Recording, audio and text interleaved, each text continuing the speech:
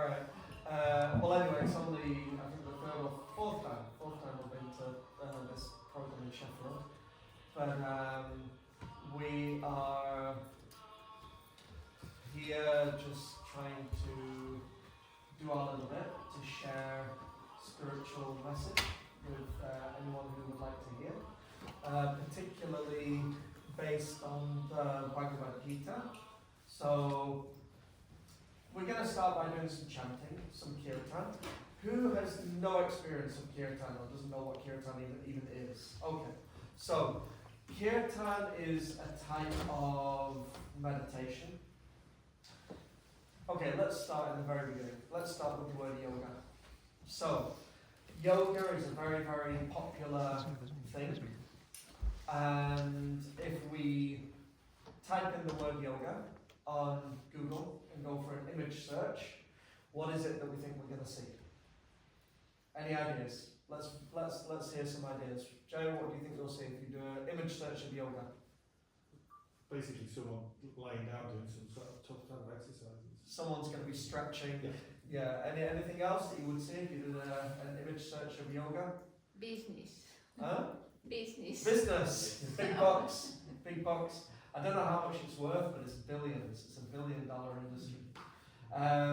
My experience is whenever I do a Google image search of yoga, it's usually something along the lines of a very attractive young lady with a very nice sunset or sunrise behind her, or in the middle of a nice forest doing downward dog or Surya Namaskar or sitting in the yoga posture. And you know, for many people, that's what yoga is. Not necessarily that it has to be an attractive young lady, but it's this very physical experience. It's stretching the body, breathing, relaxing. That's kind of what we understand yoga to be. But actually, that is just one tiny, tiny, tiny little element of yoga, which I will be bold enough to say, unfortunately, has ended up dominating the world of yoga. And to such an extent that actually it's taken away the actual goal of yoga. So the word yoga, this word, does anyone know what the word yoga actually means? What the translation for this word is? Any ideas? It's like bridging or joining. Yeah, connecting. It means to make a connection. So yoga is all about making a connection. And what is it that's getting connected? When you talk about a connection, you're talking about two or more things that are coming together and joining, connecting. So what is it that's coming together? This is what the Bhagavad Gita teaches. The Bhagavad Gita teaches that it's about us, the person who we really are, and we'll talk about that after we've done some kirtan, but the person who we really are becoming connected with the original source of everything. And there's a lot of words that we can use to describe that. Some people feel uncomfortable using the word God, and that's okay. You know, divinity, the universe, the original source of everything, God, whatever word we feel comfortable with, but it's about making that connection. It's about getting reconnected with the original source of everything. And there are different ways that we can do that. And actually all of that stretching and all of that breathing, that's not the actual connection itself, but that's all about just preparing the body, preparing the mind to make that connection. So we don't necessarily make that connection through that breathing and through that stretching, or through that beautiful sunset or that nice forest. That's not necessarily the connection itself, but that's part of the science of yoga that prepares the body, prepares the mind for actually making that connection. So one of the systems of yoga, because there's a lot of different systems of yoga, there are many different ways that we can make that connection. And one of the ways that we can make that connection, and a way which is very recommended in the world that we live in today. Fast-paced, distracted, quite stressful. We need something quick, we need something easy. Everything nowadays is about speed, right? It's like, I remember, well, I think looking around, a lot of us can remember the days when ordering something meant please wait at least 28 days for delivery. Right? That's how it used to be. Please wait at least 28 days for delivery. Now, if it's not Amazon Prime, it'll be there this evening, then it's too slow. You know, everything now is about we need it quick, we need it fast, we need everything immediately, immediate connection. So, because in the world that we live now, there's a tendency that we're, there's a lot of stress, there's a lot of pressure. So, the process that we're sharing is called kirtan. This is one particular method of yoga, one particular method of connection called kirtan. And kirtan is all about chanting, singing names of that divine source of everything. And there's a nice verse, one great personality, he wrote these beautiful verses which describe this process of yoga called kirtan. If it's okay, I'll share the Sanskrit because they're really beautiful Sanskrit prayers. He says, Nam namakari bahuda nija shavashaktis tatrapita yamatas maranena kala itadrishi tamakripa bhagavan mapi durdeva mitra shamihajani nanurigaha. So this is a prayer to that divine source of everything, and he says, in those names, in your names, in the names of the divine, in the names of the supreme source of everything, all of the original spiritual transcendental potencies and energies of that divine, they're all present and contained within those transcendental names. And there are no hard and fast rules for singing and chanting those names.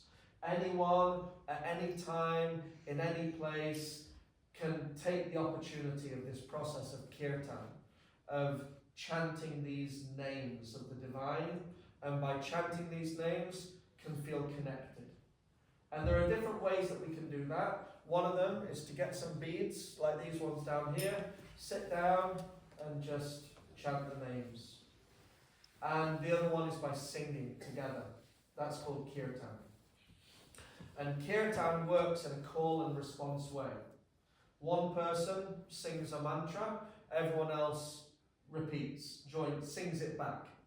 And it goes back and forth, back and forth, back and forth. And fortunately, very, very fortunately for all of you here today, you don't have to be a good singer to do this, which is lucky because I'm a terrible singer and I'm leading the call and response today. So fortunately for you, getting the benefit and opportunity of that sort of process of kirtan doesn't depend on being a great singer or having all those techniques of singing. It's all about simplicity. It's all about just giving that sort of offering of the heart to the divine through this process of kirtan. So the mantra, there are many, many mantras. Like that verse said, there are hundreds of millions, unlimited names of the divine. The divine, God, the original source of everything, by its nature is unlimited, is infinite. And so we can't place limits by saying, well, this is how many names that entity, that origin has. But there's one mantra which it said, well, this particular mantra, this is like the mother of all mantras. It's called the Maha mantra. Maha means the great mantra.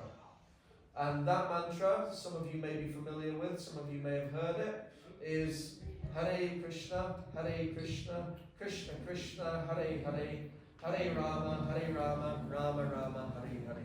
So you actually only need to remember 3 words. Hare Krishna Rama. The trick is getting the order right. So Hare Krishna. So Hare is a name which refers to the feminine aspect of God, or the feminine aspect of the divine. Some people say, why does God have to be a he? Well, God isn't just a he, God's a he and a she, because God is the source of everything. And so Hare Krishna is the feminine and the masculine sort of aspects of God, or feminine and masculine aspects of the divine. Hare is the feminine, motherly source of all compassion, kindness, motherliness. That is the source of femininity. And Krishna means all attractive. Whatever we may find attractive in the world, whether it's wealth, strength, fame, beauty, knowledge, whatever it is that attracts us in this world, the source of that attraction is Krishna. All attractive, the all attractive source of everything. Excuse me, I'm going to sneeze. And then Rama means the source of all pleasure.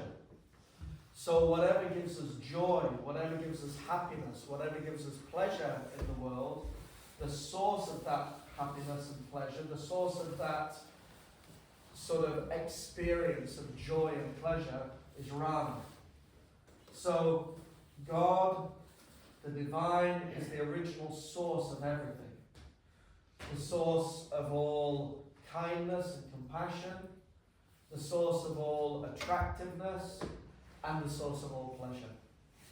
And by connecting with God, with the divine, through these names of God, then we connect with that original source. So whatever it is that we're looking for in life, whether it's wealth or strength or fame or beauty or knowledge, whatever it is that we're searching for, whatever happiness or pleasure we're searching for, if we can get connected with the original source of everything, it's kind of like, okay, you know, imagine if you know the wealthiest person on earth, then whatever you need, you can get. So God is the original source of everything, and so whatever we're searching for, if we're connected with the original source of everything, we're happy. And one way that we can get that connection, that yoga, is through this process of kirtan. So we're going to start by doing a little kirtan. This is such a huge, vast philosophy. It's really difficult to give any sort of an introduction, because any introduction means, okay, that raises questions. And it's like, where do we go from there? But we're going to do a little chanting. We're going to start off with what are called some invocation mantras, just inviting blessings of our teachers, and those who may be familiar with those, you can repeat them, reply to them. Everyone else, just listen, just tune into the sound of the mantras. Okay. Do we have any water? Is there any? Yeah. It's possible to get some. Excuse me. So yeah, if you know these invocation mantras, please sing, repeat, sing back. And then we'll do Hare Krishna. We've got some Hare Krishna mantra cards here. Does anyone need any? Anyone want one? That we can just follow along? No? Got it behind us? Well, we've got Hare Krishna. But the mantra is, okay, so everyone can repeat after me. Hare Krishna. Hare Krishna. Hare Krishna. Hare Krishna. Krishna Krishna. Krishna Krishna. Hare Hare. Hare Hare. Hare Rama. Hare Rama. Hare Rama. Hare Rama. Rama Rama. Rama Rama. Hare Hare. Hare Thank you.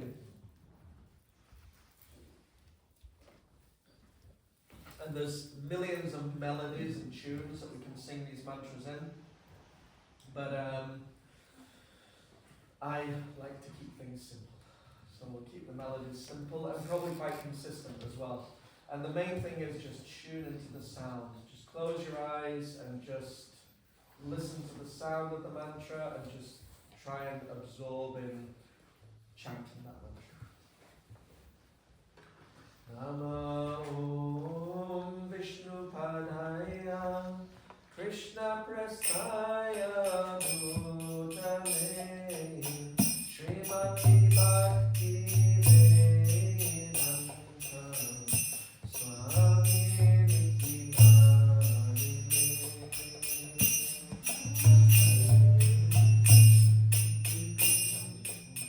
Krishna Prasthaya Bhutale Srimati Bhakti Vedanta Swami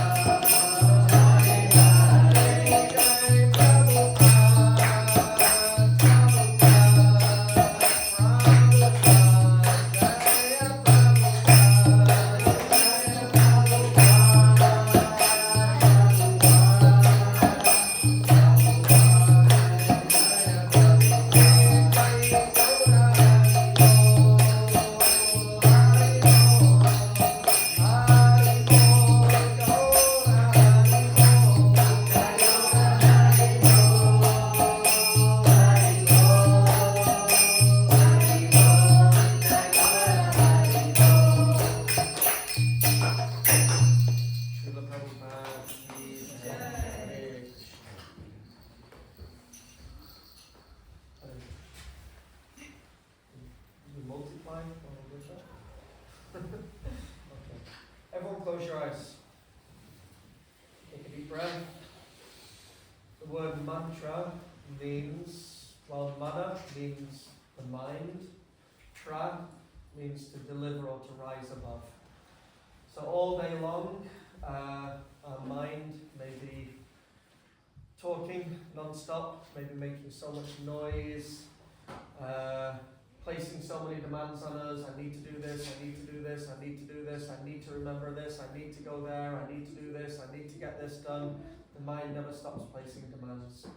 Mantra, by practicing the process of mantra, it helps to rise above the mind and to find ourselves beyond all the noise that the mind makes. So we're going to chant some invocation mantras to ask for blessings and auspiciousness before sharing some wisdom.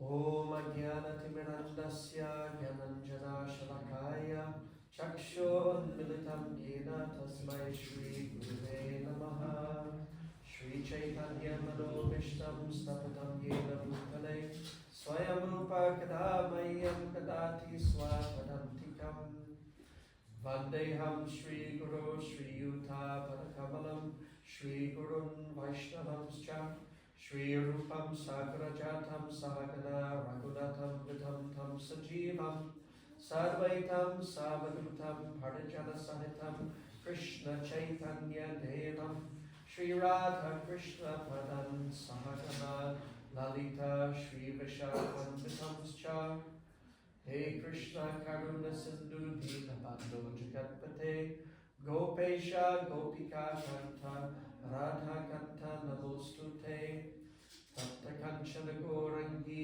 Radhe Vrindavanishwari Vrishabhanu Sute Devi Pranamami Hari Priye Vanchakalpatarubhyascha Kripa Sindhu Devacha Patitanam Bhavanebhyo Vaishnavebhyo Namo Namaha Jai Shri Krishna Chaitanya Prabhu Nityananda Shri Advaita Gadadhara Shri Vasadi Gaura Bhakta Vrinda Hare Krishna Krishna Krishna Hare Hare Hare Rama Rama Rama Hare Hare.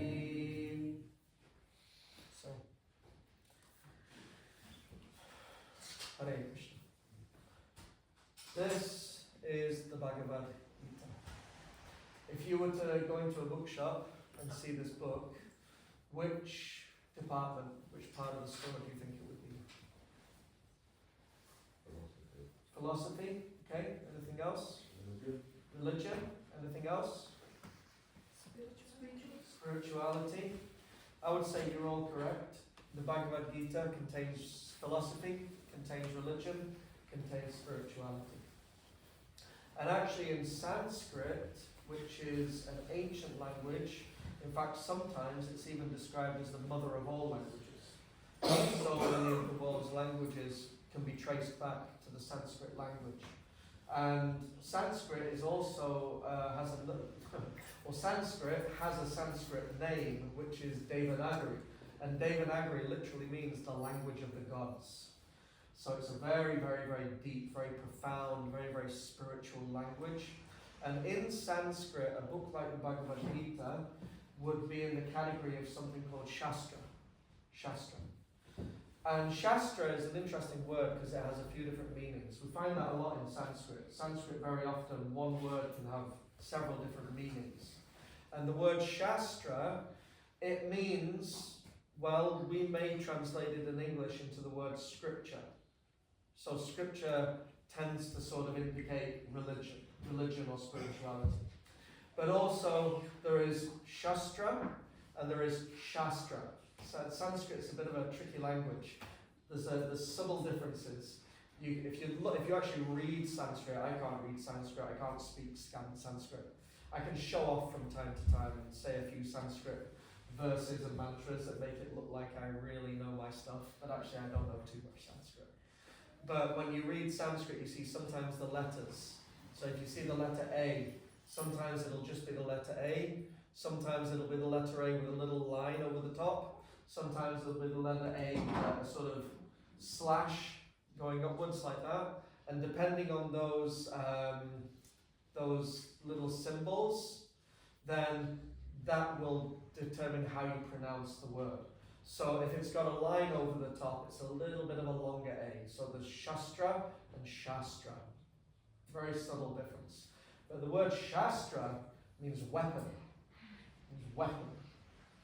And one of the verses in the Bhagavad Gita, in the 4th chapter, the Bhagavad Gita has 18 chapters. It's actually not a very long book. When you look at this, probably about 90%, maybe more, that you're looking at in these pages is a commentary. It's a commentary on the verses, it's explanations of the verses. But the actual Bhagavad Gita itself, the original text, 5,000-year-old text, it's a conversation which took place on a battlefield 5,000 years ago. The actual text itself is 700 verses. And you can read that whole text. If you can just read it, if you read the English translations, you can read the whole of the Bhagavad Gita from beginning to end in around about 2.5, 3 hours. It's not a long book. You can read the whole book every day practically, if you've got 3 hours to spare. So you can read it in a very short space of time. It's made up of 18 chapters, 700 verses, several different themes, but there are 5 main themes. 5 main themes. We can talk about that in a moment. But in the 4th chapter of the Bhagavad Gita, the speaker of the Bhagavad Gita. Speaker of the Bhagavad Gita. So the Bhagavad Gita is a conversation between 2 people. The speaker and the hearer. The hearer is asking questions. The speaker is answering those questions. The speaker's name is Krishna. And the listener, the hearer of the Bhagavad Gita is Arjuna. So in the 4th chapter of the Bhagavad Gita, Krishna, he's because Arjuna has to fight in a war. He's a soldier, he's a king. He has this obligation where he has to go and fight. He doesn't want to. He doesn't want to fight. It's a very, very, very ugly situation where you have this big family, this large family, a dynasty that goes back thousands of years. And circumstances in recent times have led to a split within this family, this royal family have split.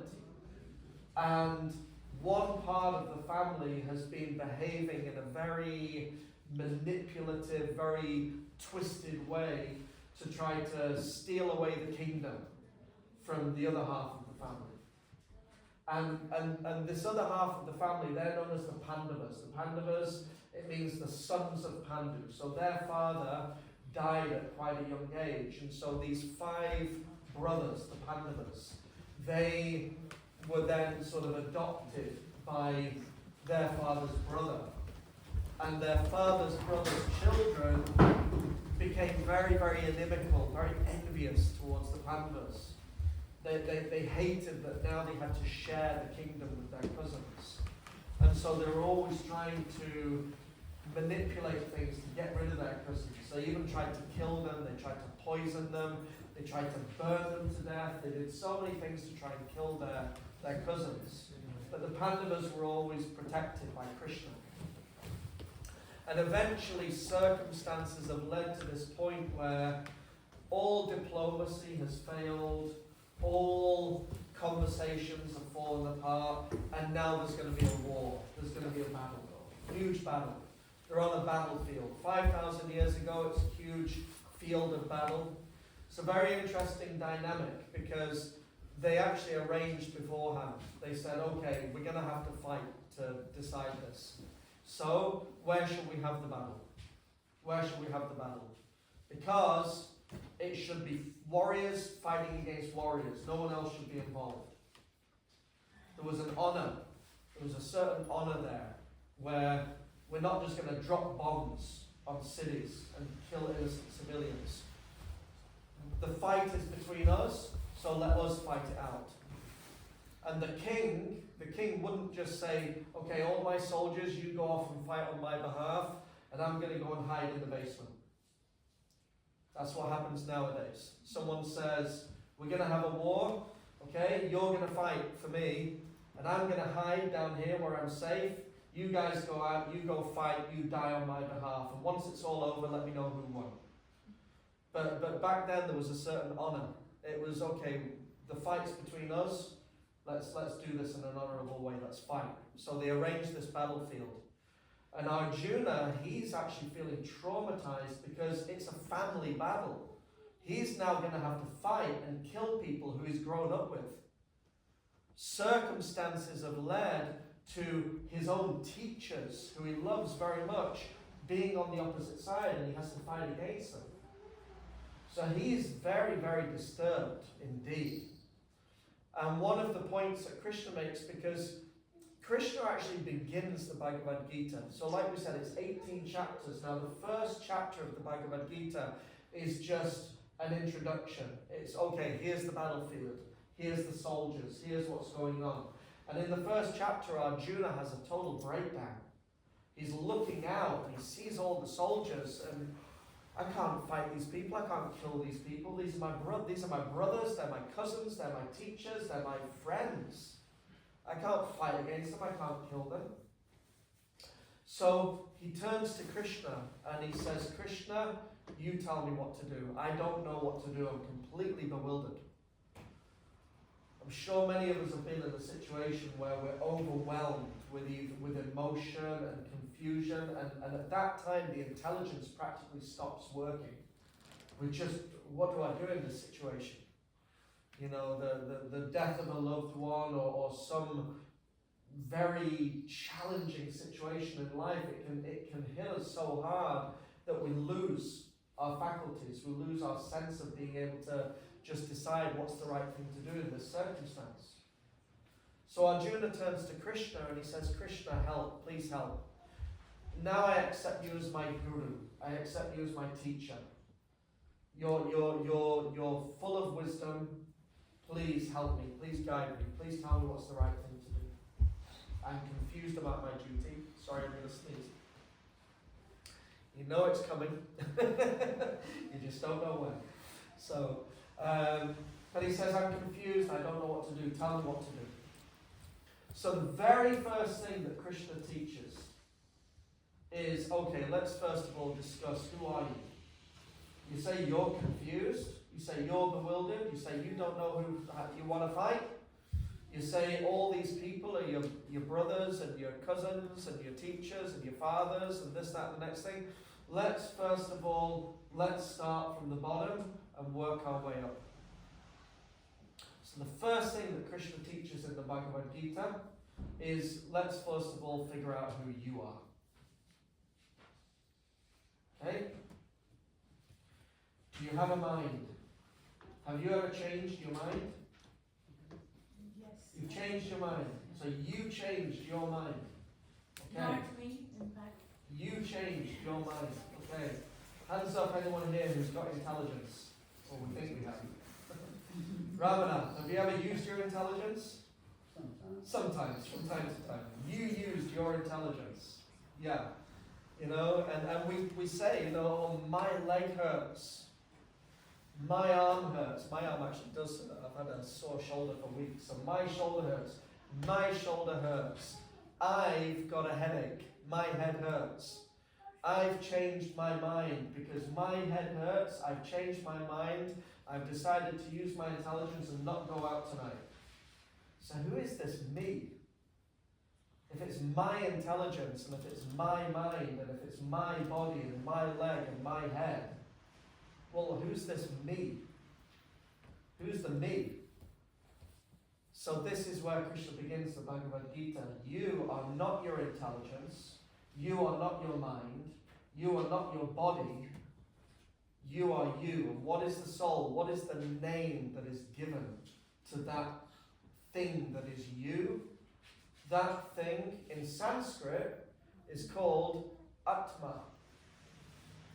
And in English, that word is translated as soul. For me, I'm gonna share something that happened to me in my life, because I grew up in a Christian family. I went to a Church of England school. I went to church every week. I wouldn't say I was a devout Christian. I didn't really I didn't read and study the Bible, but I had a sense that, okay, there is God, and I have a soul, and if I'm good, I will go to heaven. So I have a soul, I have a soul. And one day, some friends of mine, they invited me to a festival. I used to live in a beautiful town called Blackpool. Anyone who's been there, you'll know just how beautiful it is. Lovely place. I think it recently got voted in the worst 5 places in the UK. So I used to live there. And Blackpool Central Library, there was a Gauranga festival, a Hare Krishna festival. Some monks were travelling down from Scotland. They were going to do a festival. So there was chanting, there was kirtan, there was singing, there were dramas, there were talks. And at one point, the monk who was giving all the talks, he asked for a volunteer from the audience. And one man got up on the stage and he said to this person, "What's your name?" The name, I think his name was Dave. He said, "Okay, Dave, same thing, point to your head. Whose head is it? It's my head. Point to your chest. Whose chest is it? It's my chest. Point to your leg. Whose leg is it? It's my leg. My stomach, my chest, my head, my arm, my leg. Now, Dave, point to you." And for me, it was an epiphany. Because I had spent, at that time, I think I was 20 years old. It was 1994. I was 20 years old. I had spent 20 years thinking, I have a soul. But I never for 1 second stopped to ask the question, well, who am I that has the soul? If I have a soul, who am I? You know, and that's where Krishna begins. You don't have a soul, you are the soul. You have a mind, you have intelligence, you have a body, but who are you? You are the soul. That's who you are. If we lose our hands, and if we lose our legs, and if we, medical science has got it to the point where you can lose almost anything and get it replaced with an artificial heart and an artificial this and an artificial that. You can get rid of anything, but at any point are we going to say, well, I'm not the person that I was before. Now that I've got no legs, I'm still me. I may not have any arms, but I'm still me. I definitely lose my mind from time to time, but I'm still me. I may lose my intelligence from time to time, but I'm still me. So who is the person that is me? It's the soul, and this is where Krishna begins. He begins by saying, okay, let's first build from the ground up. Who are you? You're the soul. Right, now we've got that established. Then he explains what is the nature of the soul. So in chapter 2, Krishna begins by explaining what is the nature of the soul. And the first thing he explains is the soul is eternal. Again, I'll show off because one of the few Sanskrit verses I do know. Na tvevaham jatu na samna tvam neka janadi paha na cheva na bhavishamaha save vayamataparam. Never was there a time when I didn't exist, or you, or any of these kings, and nor in the future will any of us cease to be. We have always existed in the past, we will always exist in the future. We are eternal. The soul has always existed. You have always existed. You will always exist.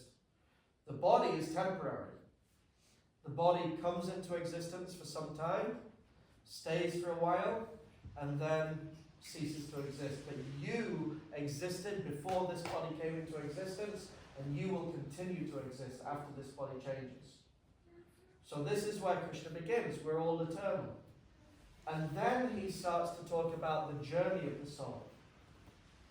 Dehinos manyata dehe komanam yovanam jara tatadiham tada praptir dhiras tatra namuyate. As the soul in this body changes bodies many, many times, from childhood to boyhood to youth to adulthood to old age, so similarly at the time of death we will transfer into another body.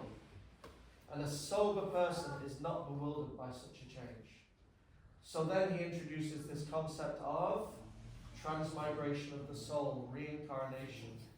And at that point a skeptical person may say, I don't believe in changing bodies.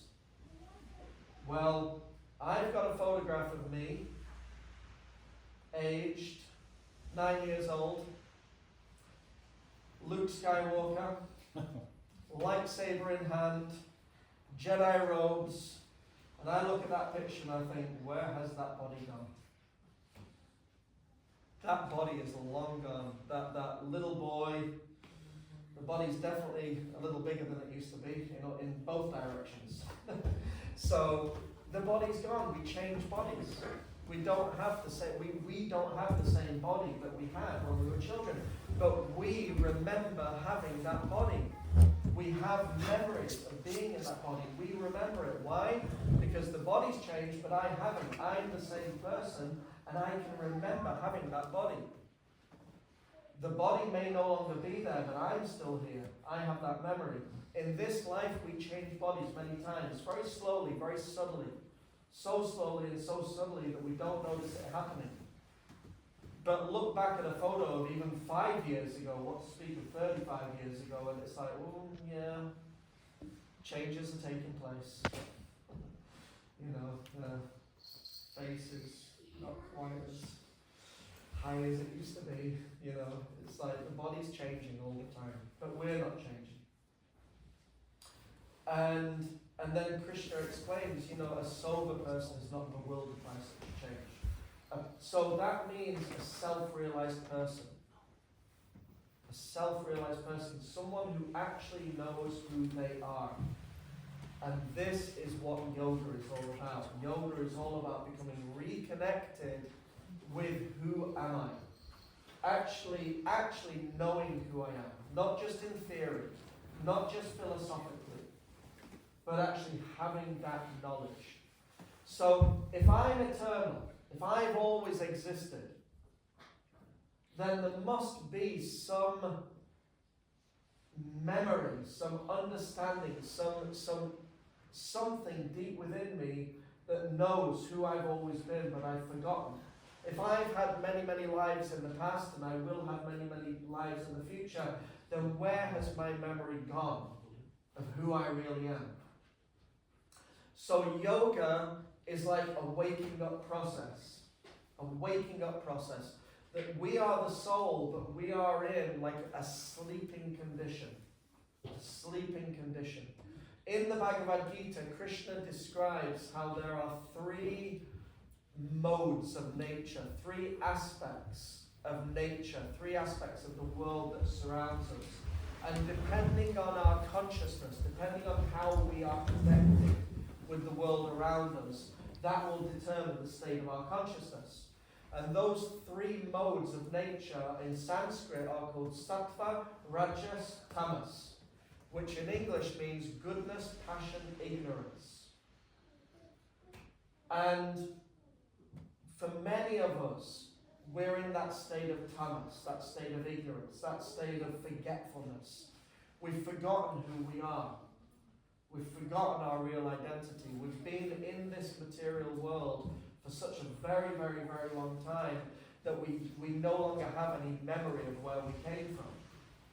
But actually, Shastra does describe that actually a long, long, long, long, long, long time ago, we somehow slipped away from our original spiritual position and slipped down into this material realm.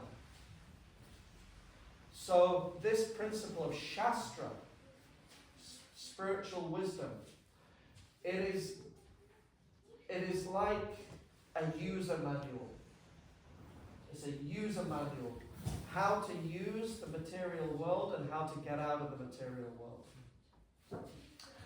A good example, and it's a little more of a 21st century example, is when you buy a car nowadays. Most new cars have something on the dashboard that they didn't used to have. What is it that all cars nowadays have that they didn't used to have? Sat-nav. Right. So with the car, you've got a user manual, how to use the car, how to look after the car, how to take care of the car, how to keep it clean, how to, well, either charge it or what kind of petrol to use or what kind of diesel to use, what kind of spark plugs to use, whatever it is. You know, it's got like this user manual of how to use the car itself. But what is the actual function of the car? What is the point of a car?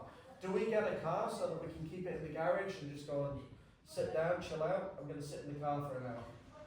Some people might, but most people that car serves a function. What is that function? What's the purpose of the car? Drive A to B. To get from A to B. So we want to know how to use the car itself, how to look after the car, but why? So that the car can fulfill its function to get us to where we want to go to. So when the material world, this material realm, when it comes into existence, then along with that existence comes a user manual. And that user manual is called Shastra.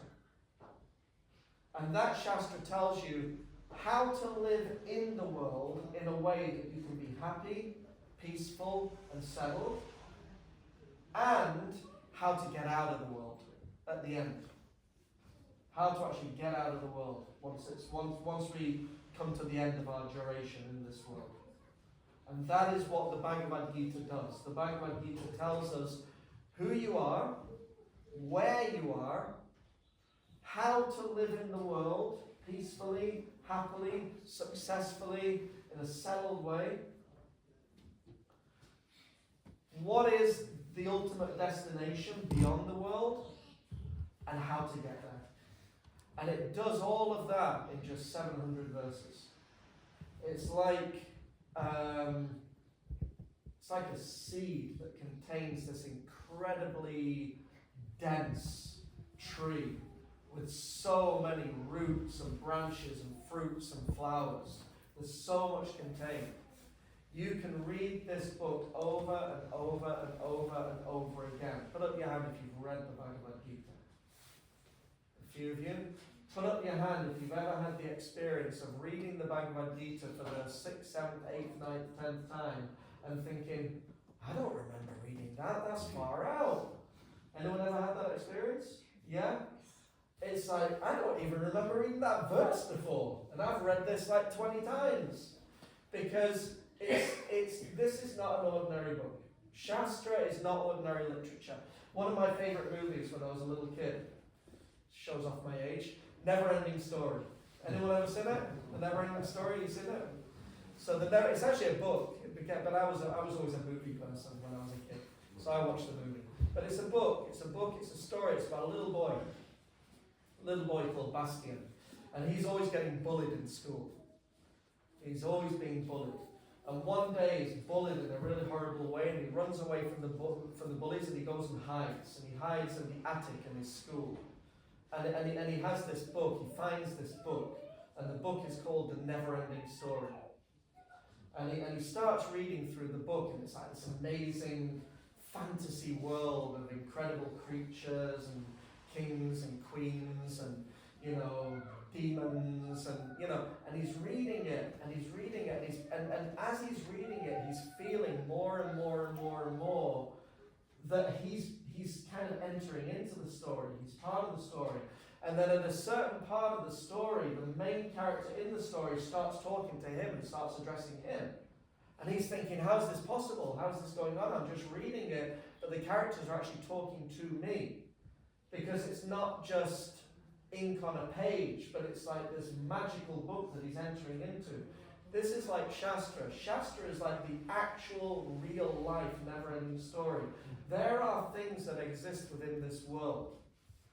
Incredibly deep, mysterious portals. I know that I'm sounding like I'm getting into, really metaphysical stuff now, but this is what spirituality is all about. Spirituality is all about realizing that there are things that exist within this world which are beyond the usual rules and regulations of the material energy.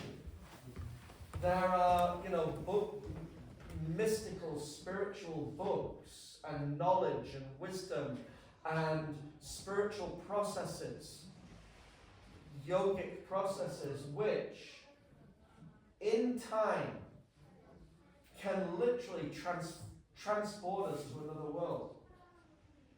They can transport us to another dimension.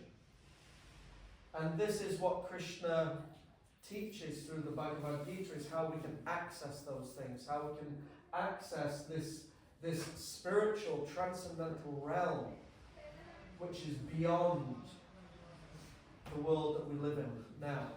Krishna explains, we're living in the material world. Everything in this world has a beginning, it has an end, it's temporary, but there is another realm where everything is eternal. There is no beginning and there is no end. I teach in a school. I teach in a school in Leicester, and it's called Avanti. It's a state school. It's a state-sponsored Hindu faith school. So we teach maths and English and geography and history and science, but we also teach spirituality as one of the subjects. So I teach spirituality. And one of the things we were teaching just this last week was something called the causation argument. There was a Christian monk, I can't remember what century, but Thomas Aquinas, I don't know if I'm pronouncing his name correctly, Thomas Aquinas, and he had something called the causation argument, which is that every single thing that we see in the world around us has a cause. This chair has a cause. Plastic. Where did the plastic come from? The plastic came from fossil fuels. Where did they come from? Where did that come from? Where did that come from? Where did that come from? And his argument was that ultimately we have to be able to trace every single thing that exists ultimately back to an original cause. And he argued, he suggested that there must be an original cause of everything that has no cause. That is eternal, that is causeless. In Sanskrit, that is called Sarva Karana Karanam. That God is the cause of all causes, the supreme cause of all causes, which has no other cause. And then we can argue, well, nothing is, just the whole conception of eternality, just that one single concept, eternality, can completely melt our brains. That how is it possible that something exists that always existed? And even we say, well, what about the Big Bang? And it's like, well, what was the Big Bang? I'm not a scientist. I'm going to give a very, infantile explanation that there was, an infinitely dense experience of gas, chemical, whatever it was, and ultimately it became so infinitely dense that caused this explosion. But then you have to ask the question, where did it come from? If that gas existed, where did it come from? Is it eternal? Did it always exist? So whether we believe in that there is no God or there is a God, we at least have to ask these questions. Like, what is the ultimate cause of everything? So Shastra explains the ultimate cause of everything is the G word. Not a popular word, although I think the G word's coming back now. God is not quite as unpopular as it was a few years ago. People are a little more comfortable with God. But God is a concept, not necessarily this all-powerful being that will strike you down. I was almost quoting Star Wars there. Strike me down, I will become more powerful than you can possibly imagine. So, it's not necessarily this evil being, but just this concept that there is something beyond our experience. We can at least be humble enough to accept that there are some things that we just don't have answers for. We may be skeptical that God is the answer, but we can at least be humble enough to say, but ultimately, I don't know. Ultimately, I don't know. So the Bhagavad Gita is presenting, well, here's one suggestion. That there is something beyond this world. And this user manual of the material world also describes various systems called yoga. Like we said in the beginning, yoga means to connect. Am I going on too long? Is this okay? Sorry, I'm not talking too much. Yoga means to connect. And there are different ways we can do that. The Bhagavad Gita alone describes karma yoga, dhyana yoga, jnana yoga, Bhakti yoga. The Bhagavad Gita alone lists several different types of yoga. Sankhya yoga. There are different ways that we connect. Why? Some of us are more physical. Some of us are more intellectual. Some of us are more emotional. Some of us are artistic.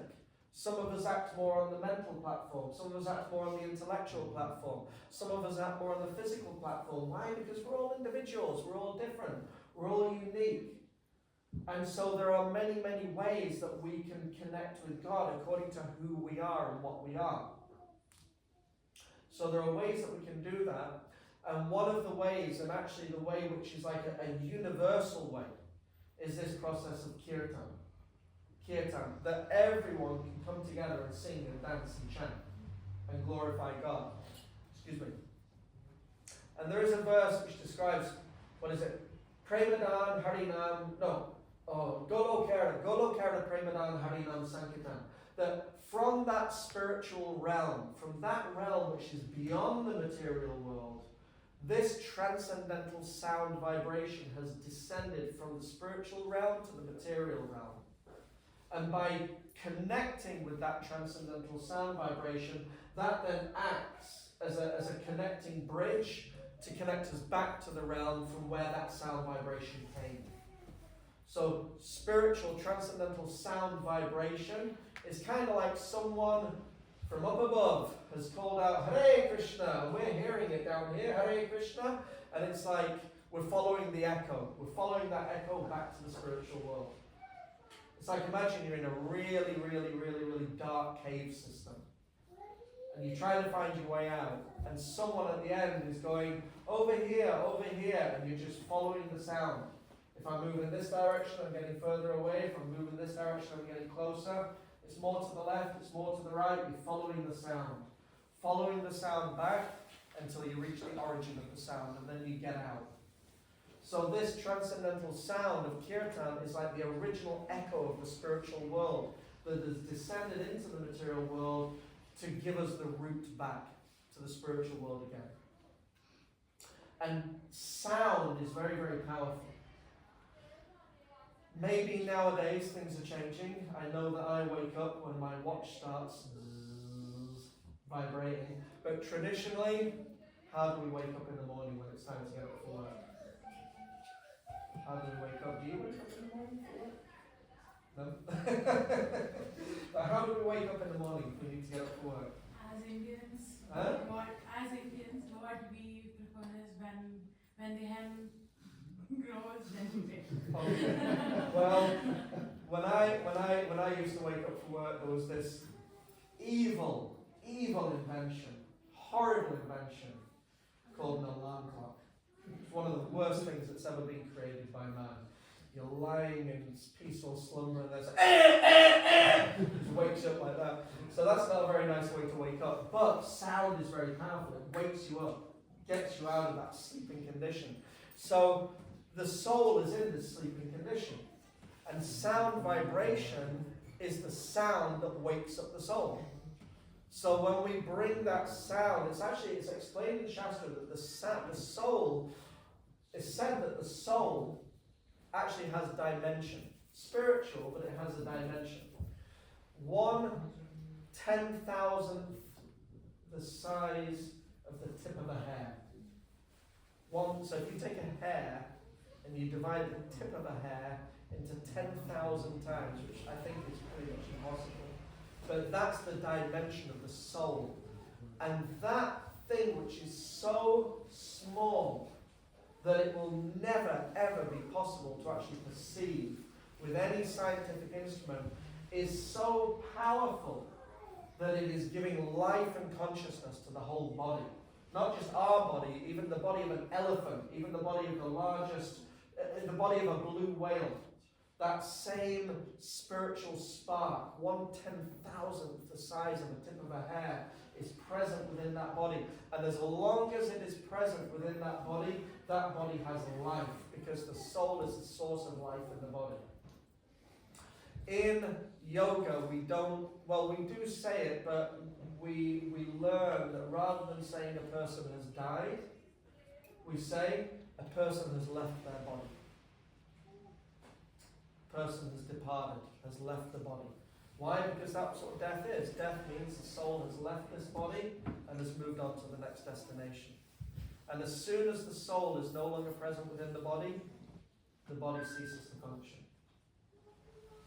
So the soul is present within the region of the heart in the body. And when we chant Hare Krishna, and we really take that sound vibration deep into the heart, Hare Krishna, it's like an alarm clock. Gradually, we come back to spiritual consciousness again. The more deeply we're absorbed in that transcendental sound vibration, then the more we actually wake up. We wake up. We are in a state of spiritual amnesia.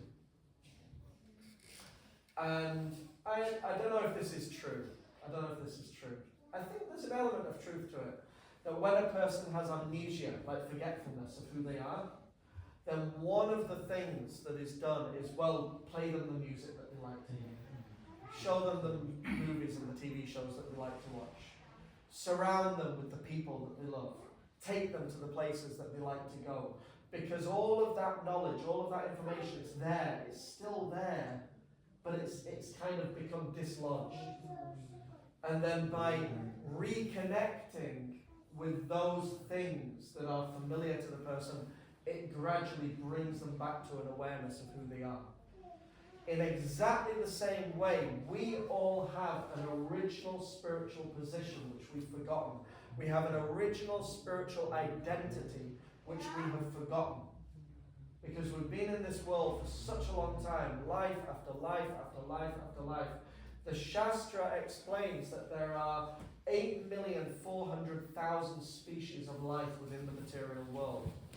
And the soul is just moving through each of them, round and round and round and round. There's a Sanskrit word, samsara. Samsara means the cycle of birth and death in the material world, just round and round and round and round. Body after body after body after body after body. So we've been here for such a long time that we've completely forgotten where we came from and who we were. But it's there. It's there, waiting to be rediscovered. And when we hear about that spiritual realm, and when we sing about that spiritual realm, and when we connect to the sound vibration of that spiritual realm, that is that transcendental alarm clock that wakes us up and reconnects us with the original source of everything. And in chapter 10 of the Bhagavad Gita, there's a, oh my, you couldn't make it up, right? 2 pages away. Open it. Just open it up. 2 pages away from the verse I was going to speak. So, and I didn't try and do that, but I love it when that happens. So, a great mystery is sort of revealed. That the person that's speaking the Bhagavad Gita, Krishna, slowly, as Arjuna is listening to the Bhagavad Gita, he's like, wait a second, Krishna, you're not just my friend, you're not just my teacher. The knowledge that you're revealing and what you're teaching me and what I'm experiencing in your presence, it seems that you're a lot more than just my friend and my teacher.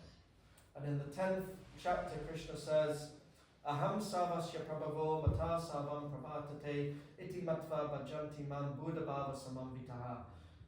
Arjuna, I am the source of all spiritual and material worlds. Everything emanates from me. The wise who perfectly know this engage in my devotional service and worship me with all their hearts. So Krishna reveals that he is that original source of everything, who has descended to this material world as Avatar. Before it was a $6 billion movie trilogy, Avatar was actually something much, much bigger and much, much greater. Avatar means that when God descends to the material world in a human form to reveal knowledge, wisdom, and to reveal themselves to us. I say themselves because God is Krishna, God is Radha, God is Rama and Sita. God is Lakshmi and Narayan. There is always the masculine and the feminine aspect of God together as two people, but in one consciousness. It's a very deep subject, maybe another one for another day. But Krishna comes to the material world in the form of avatar, and he teaches, this is how you're going to come back to me. This is how you will get back to me. And he says, ultimately, by bhakti, by loving devotion, by reconnecting with me through your original pure spiritual love. Because originally, God is love, the soul is love, and God and the soul are eternally connected through love, through pure love. And what is the greatest expression of that love? Is to sing and to glorify and to dance through kirtan. So we sing Hare Krishna. It is so much more than just a meditation. It's so much more than just Google image search, lotus posture, looking very serene. It's so much more than that. It's about reconnecting through divine love to God. Okay. Overview of the Bhagavad Gita? Okay? Made it up on the spot. Any comments, any reflections, any questions? I do apologise for talking. Any reflections, any comments, any corrections, any questions? And then we can do some more chanting. Where did the measurement come from? It's actually described in the Bhagavad Gita. I think it's in the Svetasvatara Upanishad. These shastras, this books of knowledge, it's actually quite a vast library. The Bhagavad Gita is like a summary of that library. It's like a sort of introduction to that whole big library of books. But the big library of books that comes as a user manual with the material world is called the Vedas. Veda means knowledge. The word Veda means knowledge. So the Vedas are the original sources of all knowledge. And they're divided up into several categories. And one of those categories is the Upanishads. The Upanishads is a collection of books of knowledge. And one of the Upanishads is called the Svetasvatara Upanishad. And in that Upanishad it describes the dimension of the soul as being 1/10,000th the size of the tip of a hair. So it's from the Upanishads, from the Vedas. But nobody knows who actually. The Vedas, so Shastra is divided into two categories, which in Sanskrit is Shruti and Smriti. Shruti means what is heard, Smriti means what is remembered. So Shruti is the knowledge that was originally spoken by God himself to Brahma. So Brahma is like the first being in the material world. So the first living being in the material world is Brahma. Krishna speaks the Vedas to Brahma, and then Brahma then shares it with all other living beings. So then it becomes a matter of faith. That, well, it's spoken by God. We can either accept it, not, believe it or not, but that's where it came from. Is that okay? So, about if you can't not act, then Krishna says that you cannot act. You can either do something or not do something. There's no such thing as not acting. Which is the reason for why Arjuna is in the state he's in, that he doesn't want to fight. But there's no way he cannot act. That Krishna tells him that he cannot act. Exactly. Which is why, the goal of Shastra is not just to get out of the world, but it's how to live in the world. And in one place there's this phrase that says that the material world is designed in such a way that everyone is obliged to work. Everyone has to do something. Everyone has to earn a living. We have to eat. We have to sleep. We need clothes. We need a home to live in. So the world's designed where we're obliged to work. So Krishna says, discover your true nature and work according to that nature. And some people in this world, by their nature, are rulers, soldiers, defenders, protectors. There are people in this world who have that nature. So Krishna is saying to Arjuna, you're one of those people. That's your nature. Don't pretend that it's not who you are. This is your nature, it's your duty. And if you don't fight, then irreligion may end up taking over the kingdom, because here are these people, they're trying to steal the kingdom, they're acting in an irreligious way, they're envious, they're hateful, and if we just walk away from this battlefield and hand the kingdom to them, what will happen to all the people? They'll be ruled and governed by irreligious, incompetent, cruel-hearted people. So you have to do what's right, and therefore, unfortunately, there are times in this world where there is a necessity for defending and protecting and even fighting. But what Krishna says is the right people should do that, not that just anyone and everyone should do that. There are some people whose nature is to act in that way, but there are other people whose nature is to teach, other people whose nature is to build economies, other people whose nature is to be artists. So, there's different types of people in the world, and we all have our karma. Our karma means the nature that we're born with. We all have a particular karma. And Krishna even says in the Gita, don't pretend to be something that you're not. Don't try and be something that you're not. If this is your nature, act according to that nature. But put God in the center of that. Connect that to God. Whatever it is you are, whoever. So Krishna even says, I'm telling you to fight, so do it for me. And then it becomes yoga. But sometimes, just to finish, because sometimes people say the Bhagavad Gita is promoting war. No, it's not. It's promoting doing our duty, acting according to our nature. But why does it happen on a battlefield? Why does it happen in this situation? Because that is just about the worst situation that you can possibly find yourself in. And if Arjuna's showing by his example, if you can remember and connect to God in that situation, then no one should have any excuses. We're not on a battlefield, although sometimes it feels like that.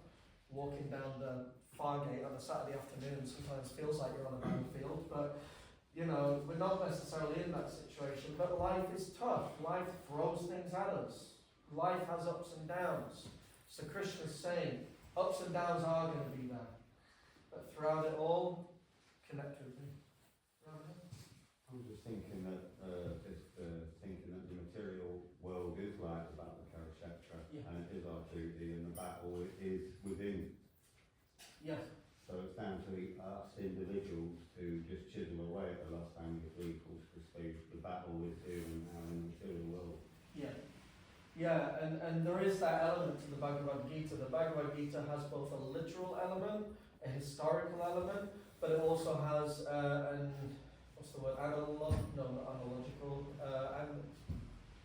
analogical, allegorical. It has an allegorical element where it's literal. The conversation happened. It's historical. You can go to the Battle of Kurukshetra. You can visit it. It's a place. The Battle of Kurukshetra happened.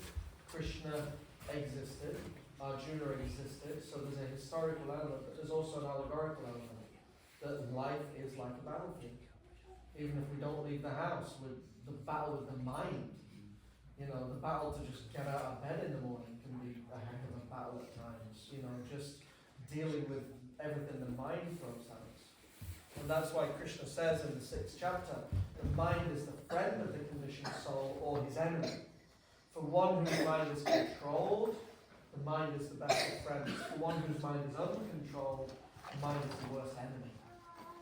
So sometimes our biggest enemy is the one that we're just walking around with at every step of the day. What to speak of all everyone who's having a go at us on Facebook or Instagram, but the biggest enemy is just that noise in the head that's just screaming at us 24 hours a day.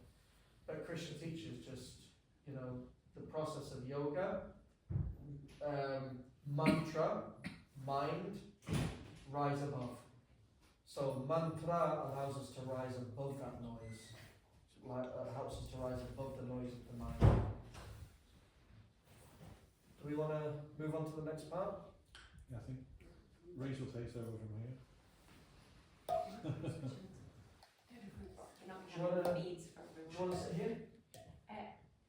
Just get my feet, sorry. can have this seat, please. Thank you.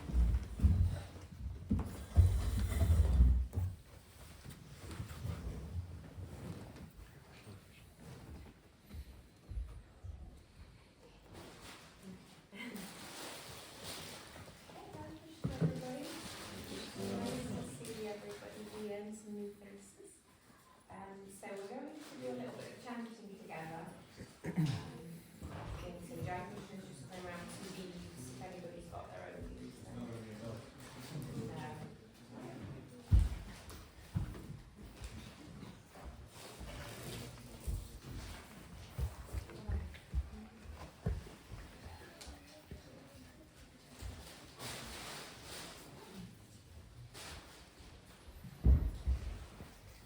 So we're going to be chanting the Maha Mantra on the beads, okay? We won't do a full round of 108 because it can take quite, we're going to chant quite slowly. Mine are So at his house. it might just be half a round. I need to. So just before we chant, we're going to just do a little bit of breath work to prepare our minds for the chanting. It's good to get yourself into a space where you can start to just calm the mind before we go into our chanting. And this, we're just going to do a really easy breath work pattern, and you can use this, you know, anytime when you feel the mind is overtaking, you're feeling that you need to just, you know, come back to that stillness. You can come to this breath, and it's a really nice way to prepare ourselves to connect with the holy name when we're chanting. Okay, so the breath work we're going to do is a long inhale. So we're going to inhale for the count of 4. We're going to hold the breath for a count of 2, and then we're going to exhale for a count of 4. Okay? And when you're exhaling, I want you to really empty that breath completely. Okay? So it's an inhale deep, exhale complete. And we're going to keep the breath through the nose, so that's another important element of it, is that we inhale through the nose and we exhale through the nose as well, because that keeps the energy in the body. And it has lots of other health benefits, but I'll not go into them now. But yeah, so if you feel that breath pattern's too much, you can reduce it to inhale for 2, hold for 1, and exhale for 2. Or you can increase to 6, 4, 6, but just keeping that pattern so that the inhale and the exhale are the same length. Okay. So we're going to close the eyes, we're going to focus at the third eye point between the eyebrows. Okay, so we're going to take that focus to that point. And we're going to deep breath, we're going to inhale 1, 2, 3, 4, hold, 1, 2, exhale, 1, 2, 3, 4. Inhale, 1, 2, 3, 4. Hold, 1, 2. Exhale, 1, 2, 3, 4. Inhale, 1, 2, 3, 4.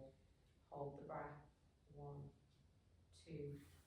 Exhale, 1, 2, 3, 4. Inhale, 1, 2, 3, 4. Hold, 1, 2. Exhale, 1, 2, 3, 4. So just continue that breath now. Okay, I'm just going to do a few minutes inhaling for 4, holding for 2, and exhale for 4. Just trying to keep that breath really deep. Keeping the focus at that third eye point.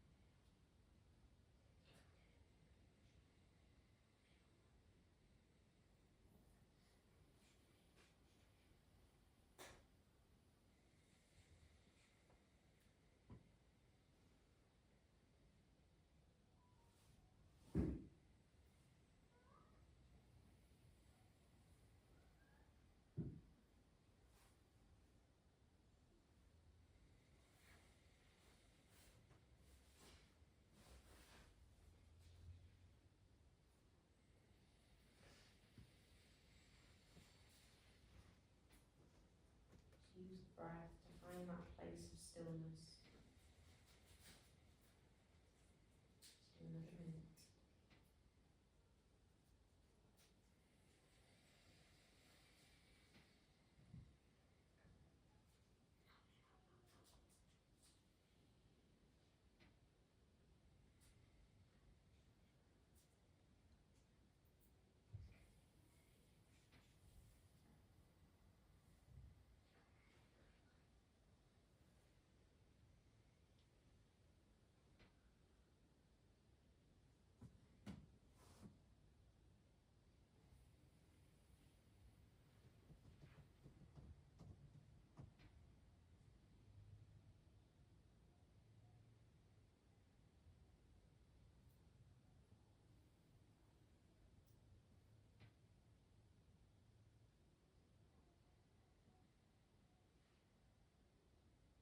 Inhaling now. Exhale.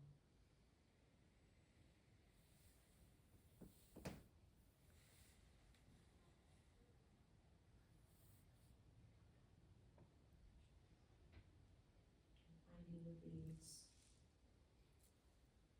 Start to chant together.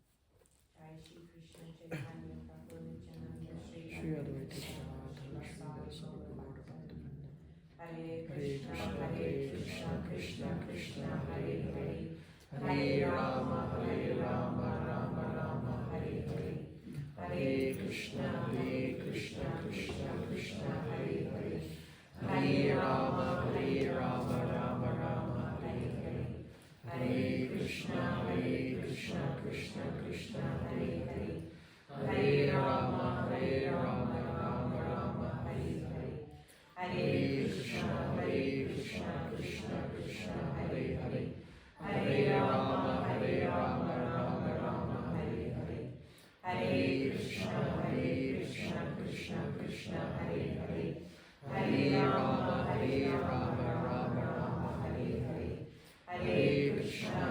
Krishna, Krishna Krishna, Hare Hare, Hare Rama, Rama Rama, Hare Hare, Hare Krishna, Krishna Krishna, Hare Hare, Hare Rama, Rama Rama, Hare Hare, Hare Krishna, Krishna Krishna, Hare Hare, Hare Rama, Rama Rama, Hare Hare, Hare Krishna, Krishna Krishna, Hare Hare, Hare Rama, Rama Rama, Hare Hare, Hare Krishna, Krishna Krishna, Hare Hare, Hare Rama, Rama Rama, Hare Hare, Hare Krishna, Krishna Krishna, Hare Hare, Hare Rama, Rama Rama, Hare Hare, Hare Krishna,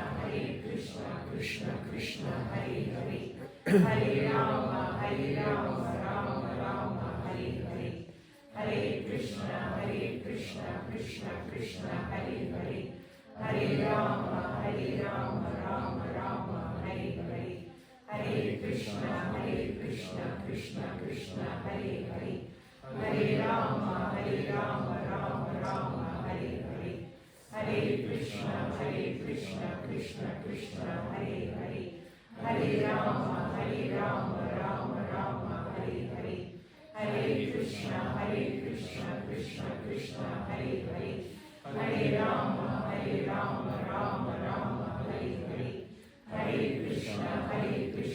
Krishna Krishna, Hare Hare, Hare Rama, Rama Rama, Hare Hare, Hare Krishna, Krishna Krishna, Hare Hare, Hare Rama, Rama Rama, Hare Hare, Hare Krishna, Krishna Krishna, Hare Hare, Hare Rama, Rama Rama, Hare Hare, Hare Krishna, Krishna Krishna, Hare Hare, Hare Rama, Rama Rama, Hare Hare, Hare Krishna, Krishna Krishna, Hare Hare, Hare Rama, Rama Rama, Hare Hare, Hare Krishna, Krishna Krishna, Hare Hare, Hare Rama, Rama Rama, Hare Hare, Hare Krishna, Krishna Krishna, Hare Hare, Hare Rama, Rama Rama, Hare Hare. Hare Krishna, Krishna Krishna, Hare Hare. Hare Rama, Rama Rama, Hare Hare. Hare Krishna, Krishna Krishna, Hare Hare. Hare Rama, Rama Rama, Hare Hare. Hare Krishna, Krishna Krishna, Hare Hare. Hare Rama, Rama Rama, Hare Hare. Hare Krishna, Krishna Hare Hare. Hare Rama, Rama Rama, Hare Hare. Hare Krishna, Krishna Hare Hare. Hare Rama, Rama Rama, Hare Hare. Hare Krishna, Krishna Hare Hare. Hare Rama, Rama Rama, Hare Hare. Hare Krishna, Krishna Hare Hare. Hare Rama, Rama Rama, Hare Hare. Hare Krishna, Krishna Hare Hare. Hare Rama, Rama Rama, Hare Hare. Hare Krishna, Krishna Hare Hare. Hare Rama, Rama Rama, Hare Hare. Hare Krishna, Krishna Hare Hare. Hare Rama, Rama Rama, Hare Hare. Hare Krishna, Krishna Hare Hare. Hare Rama, Rama Rama, Hare Hare. Hare Krishna,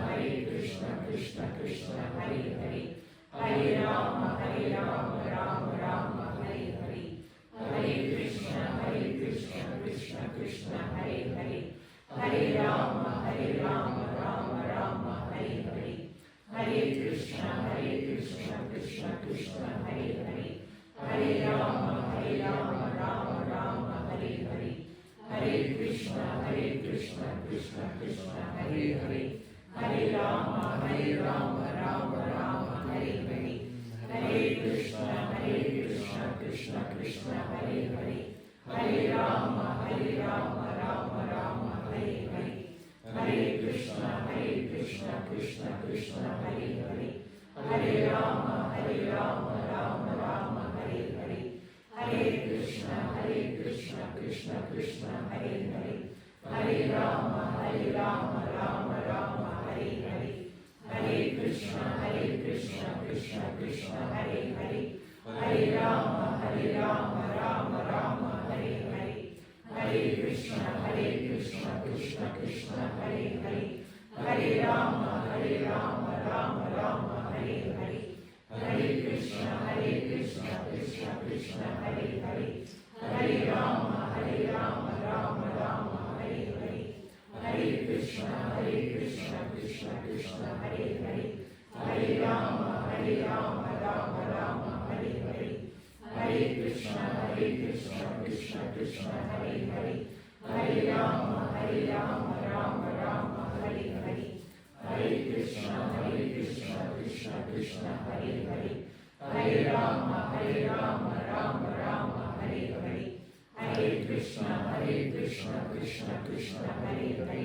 Hare Rama, Rama Rama, Hare Hare. Hare Krishna, Krishna Hare Hare. Hare Rama, Rama Rama, Hare Hare. Hare Krishna, Krishna Hare Hare. Hare Rama, Rama Rama, Hare Hare.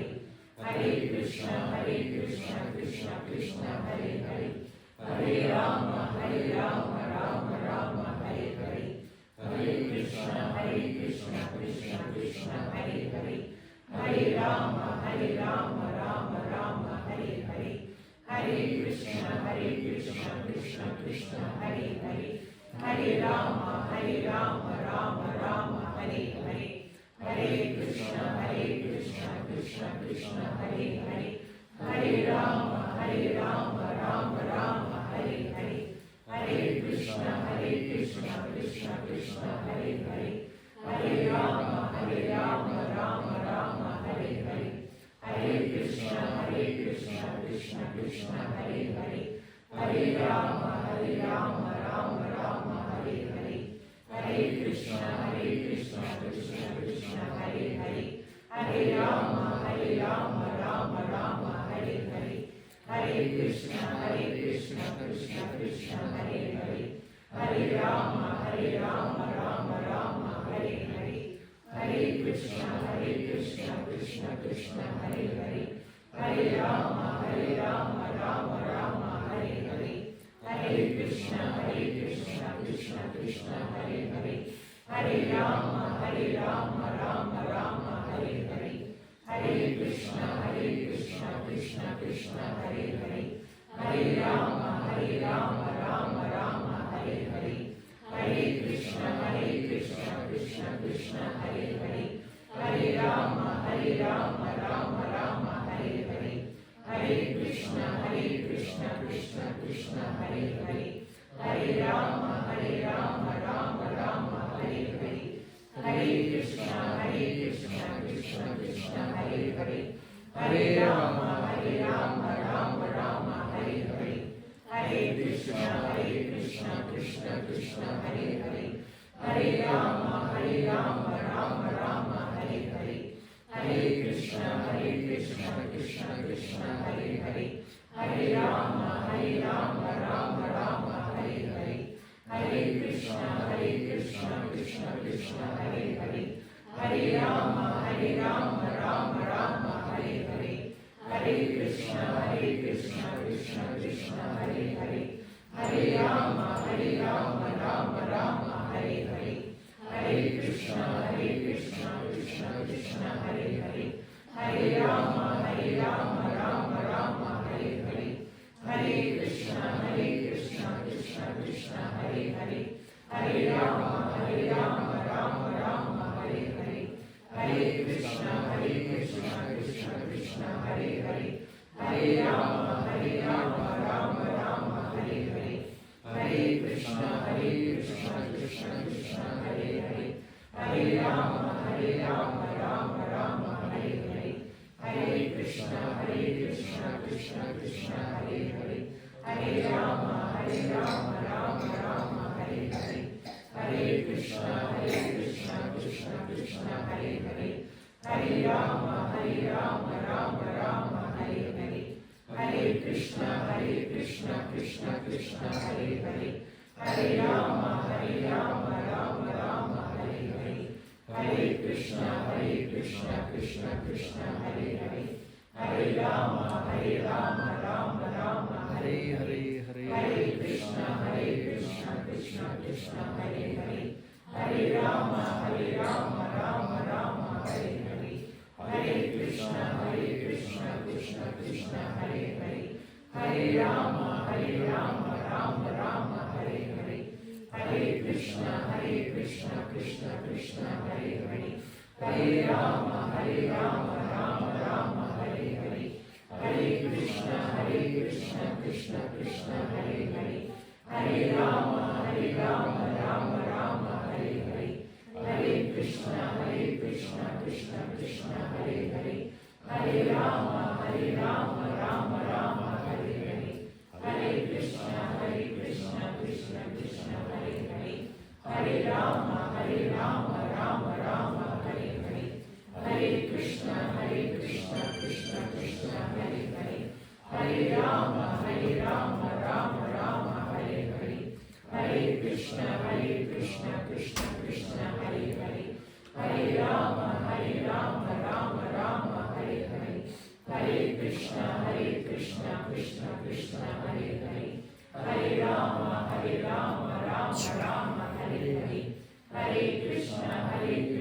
Krishna Krishna, Hare Hare, Hare Rama, Rama Rama, Hare Hare, Hare Krishna, Krishna Krishna, Hare Hare, Hare Rama, Rama Rama, Hare Hare, Hare Krishna, Krishna Krishna, Hare Hare, Hare Rama, Rama Rama, Hare Hare, Hare Krishna, Krishna Krishna, Hare Hare, Hare Rama, Rama Rama, Hare Hare, Hare Krishna, Krishna Krishna, Hare Hare, Hare Rama, Rama Rama, Hare Hare, Hare Krishna, Krishna Krishna, Hare Hare, Hare Rama, Rama Rama, Hare Hare, Hare Krishna, Krishna Krishna, Hare Hare, Hare Rama, Rama Rama, Hare Hare, Hare Krishna, Krishna Krishna, Hare Hare, Hare Rama, Rama Rama, Hare Hare, Hare Krishna, Krishna Krishna, Hare Hare, Hare Rama, Rama Rama, Hare Hare, Hare Krishna, Krishna Krishna, Hare Hare, Hare Rama, Rama Rama, Hare Hare, Hare Krishna, Krishna Krishna, Hare Hare, Hare Rama, Rama Rama, Hare Hare, Hare Krishna, Krishna Krishna, Hare Hare, Hare Rama, Rama Rama, Hare Hare, Hare Krishna, Krishna Krishna, Hare Hare, Hare Rama, Rama Rama, Hare Hare, Hare Krishna, Krishna Krishna, Hare Hare, Hare Rama, Rama Rama, Hare Hare, Hare Krishna, Krishna Krishna, Hare Hare, Hare Rama, Rama Rama, Hare Hare, Hare Krishna, Krishna Krishna, Hare Hare, Hare Rama, Rama Rama, Hare Hare, Hare Krishna, Krishna Krishna, Hare Hare, Hare Rama, Rama Rama, Hare Hare, Hare Krishna, Krishna Krishna, Hare Hare, Hare Rama, Rama Rama, Hare Hare, Hare Krishna, Krishna Krishna, Hare Hare, Hare Rama, Rama Rama, Hare Hare, Hare Krishna, Krishna Krishna, Hare Hare, Hare Rama, Rama Rama, Hare Hare, Hare Krishna, Krishna Krishna, Hare Hare, Hare Rama, Rama Rama, Hare Hare, Hare Krishna, Krishna Krishna, Hare Hare, Hare Rama, Rama Rama, Hare Hare, Hare Krishna, Krishna Krishna, Hare Hare, Hare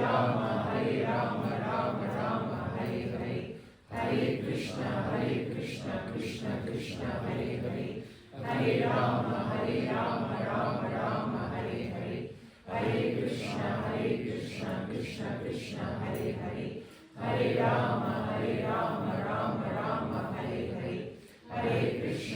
Krishna, Krishna Krishna, Hare Hare, Hare Rama, Rama Rama, Hare Hare, Hare Krishna, Krishna Krishna, Hare Hare, Hare Rama, Rama Rama, Hare Hare, Hare Krishna, Krishna Krishna, Hare Hare, Hare Rama, Rama Rama, Hare Hare, Hare Krishna, Krishna Krishna, Hare Hare, Hare Rama, Rama Rama, Hare Hare, Hare Krishna, Krishna Krishna, Hare Hare, Hare Rama, Rama Rama, Hare Hare.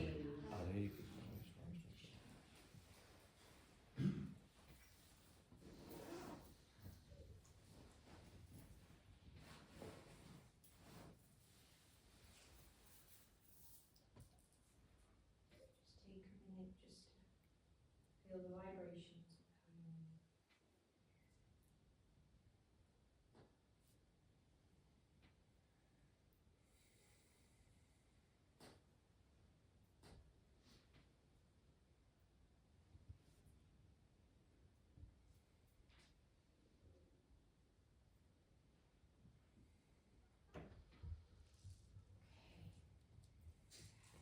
We did a full round, so well done everyone. The chanting was so nice. I didn't stop.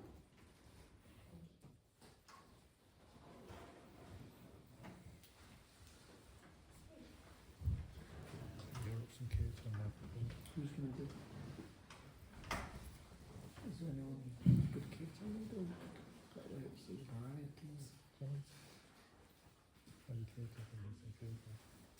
Kitty?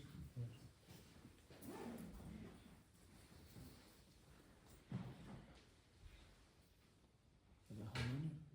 You do go on that.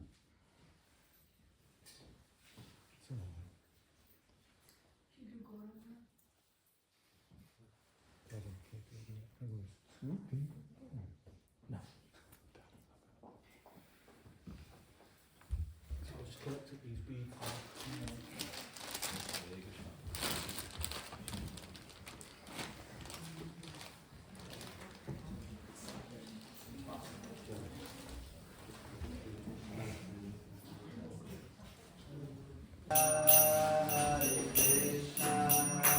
Krishna Krishna,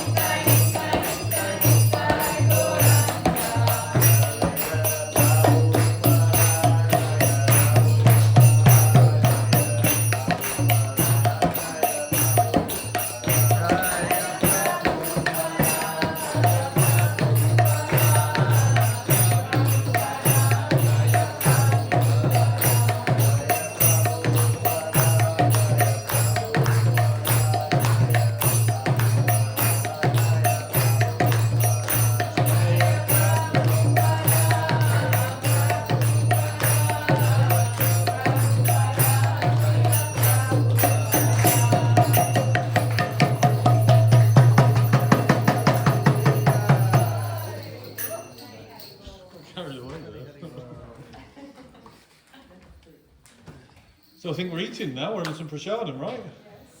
Hey. Hadi hadi. So what we need to do, we need to roll these rugs. Everyone has to come over here. I'll be right back.